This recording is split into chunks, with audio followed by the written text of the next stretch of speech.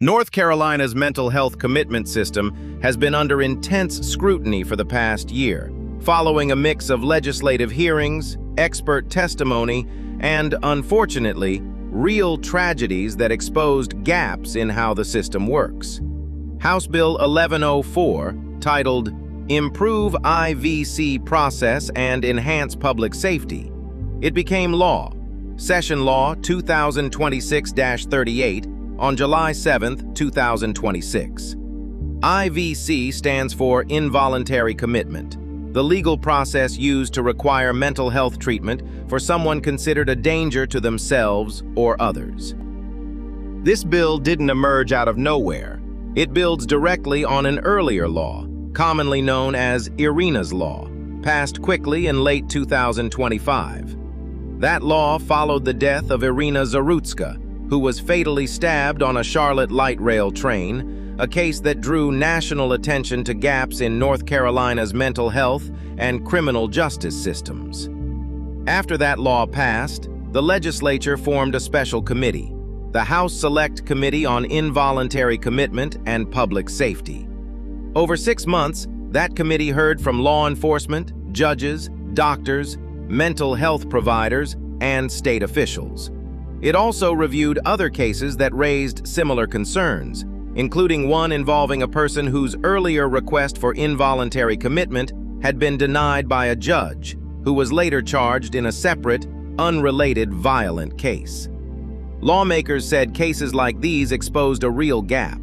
The legal standard for being found incompetent to stand trial differs from the legal standard for involuntary commitment, meaning some people fall into neither category, even when real concerns remain. House Bill 1104 passed the House with overwhelming support, 100-10. So what does it actually do? A lot of it, honestly, is about studying the problem more before making sweeping changes. One health news outlet covering the bill described it as heavy on studies, light on solutions. And that's a fair characterization of several sections. Still, there are real, concrete changes too. Let's start with law enforcement's access to information. Starting August 1, 2026, law enforcement gets access to something called BHSCAN, North Carolina's statewide database tracking available psychiatric hospital beds. Right now, officers and sheriffs often struggle just to find an open bed when someone needs psychiatric care immediately. Starting August 1, 2027, the state also has to build real-time bed availability tracking and let authorized users actually reserve an open bed through the system. Second, the bill revises a controversial piece of the earlier law, which had required police to bring certain people to a hospital emergency room for evaluation. Hospital leaders pushed back hard, warning that could be unsafe for staff and other patients in the ER. This new bill redirects those evaluations to happen inside county jails instead, using telehealth, starting as a pilot program in jails willing to participate, rather than a statewide mandate.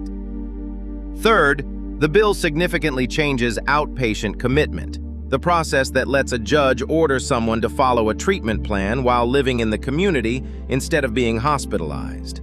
Eligibility for outpatient commitment gets expanded, and the maximum length of an order roughly doubles, from 90 days to 180 days.